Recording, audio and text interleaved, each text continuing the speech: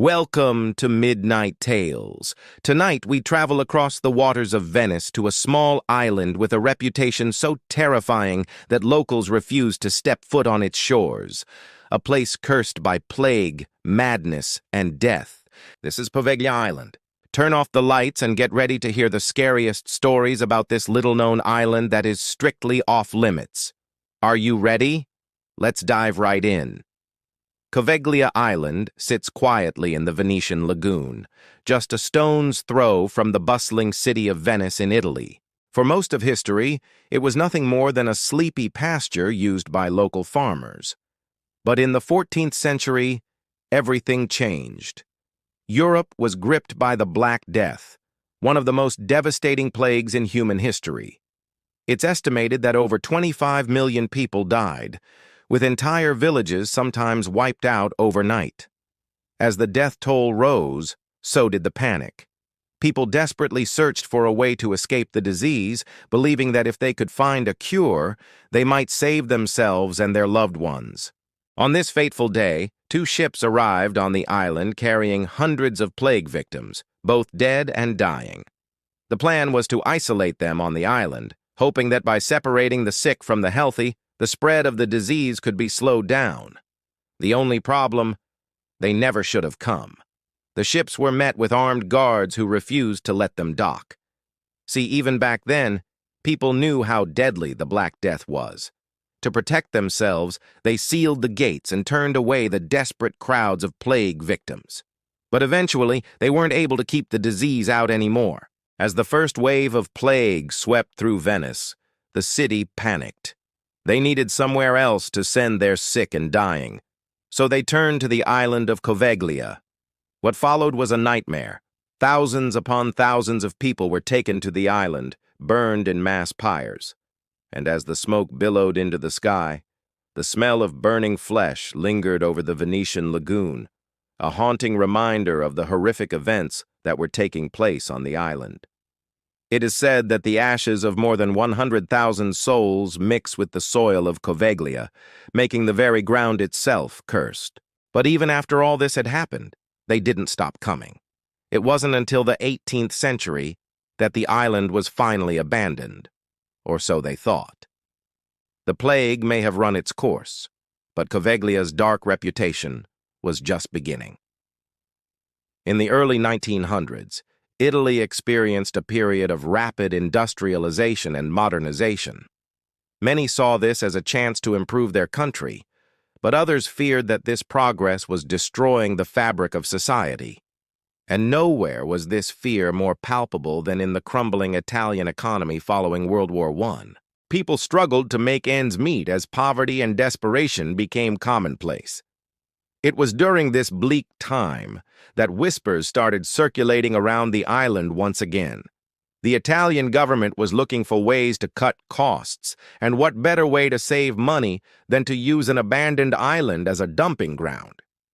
But this time, instead of plague victims, they planned to bring mental patients from across the Veneto region to Poveglia. They quickly constructed an asylum, hastily thrown together and barely habitable. But it would have to do. And while it sounds like a good idea to move patients to a deserted island, it quickly descended into chaos. From the moment the patients arrived on Poveglia, things went downhill fast. The staff seemed undertrained and overworked. Supplies were scarce, food was barely edible, and violence between patients was common. It soon became clear that the conditions on Poveglia were less than ideal. But perhaps the most unsettling aspect of Poveglia was the enigmatic Dr. Matteo Baldi, the man in charge. While not much is known about him, rumors swirled among the patients, painting a picture of a man consumed by his work and seemingly uncaring about the humanity of his patients. Some even went as far as to say he enjoyed inflicting pain. One patient shared his experience saying, "I saw things that I cannot tell you, things that no one can imagine. The doctors were doing horrible experiments on us. It was a nightmare. We were locked up like animals.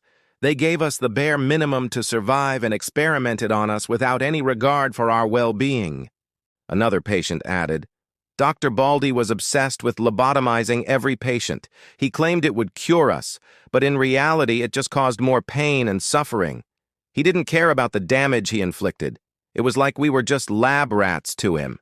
It's alleged that Dr. Baldy performed these lobotomies using primitive tools, hammers, and ice picks instead of scalpels, causing excruciating pain and often leaving the patients worse off than before the procedure. Amidst the chaos, many patients began hearing voices in the night, whispering of pain and anguish, and they pointed to the island's asylum as the source of the disturbance.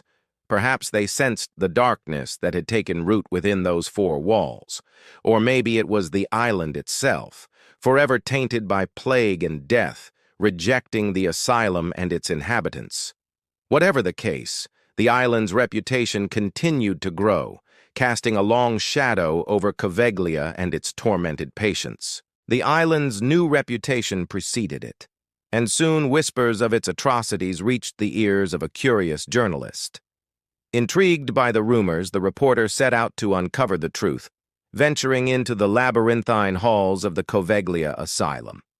He interviewed the patients and uncovered stories of abuse, neglect, and horrifying experiments conducted by Dr. Baldy. Armed with this information, the journalist published a series of articles exposing the dark secrets lurking within the Poveglia walls. Public outcry was immediate. Calls for an investigation grew louder, and the Italian government felt the pressure to act. A team was sent to the island to inspect the asylum and interview the staff and patients. What they found was nothing short of shocking, confirming the darkest rumors that had been circulating about the island. The team discovered patients confined to dark, dank rooms, many of them left to wander aimlessly and without proper care.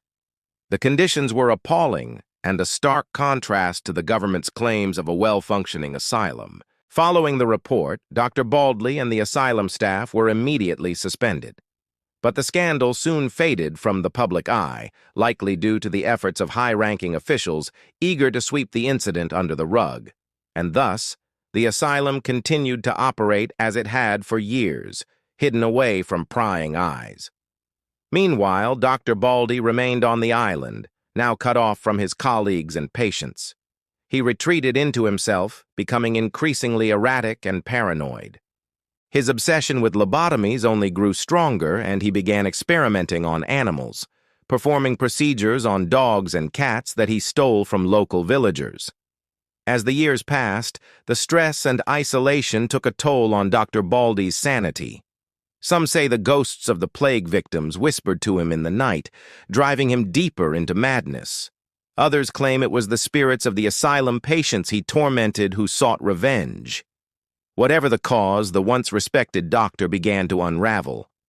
He started seeing apparitions everywhere, shadows that seemed to mock him, and voices that taunted his every move.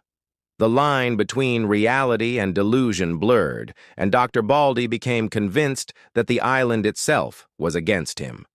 One stormy night, as the wind howled and rain lashed against the windows of the asylum, Dr. Baldy made his way to the highest point on the island, the asylum's crumbling bell tower. With each step, the voices grew louder, urging him toward the edge. In a final act of defiance, or perhaps surrender, he leapt to his death. Some say his body was swallowed by a thick mist that had gathered at the base of the tower, while others claim it disappeared altogether. The locals believed that Dr. Baldy's spirit was cursed to roam the island for eternity, forever tormented by the sins he committed. From that day forward, sightings of Dr. Baldy became commonplace. People visiting the island reported seeing a tall, gaunt figure pacing the halls of the asylum or standing at the edge of the bell tower, forever frozen in his moment of despair. Today, Poveglia remains abandoned, a desolate reminder of its turbulent past. The buildings stand in silent decay, the bell tower crumbled and the asylum halls filled with dust. Boats steer clear of the island, respecting its sorrowful history. For those brave or foolish enough to sneak onto the island, however, the experience can be chilling.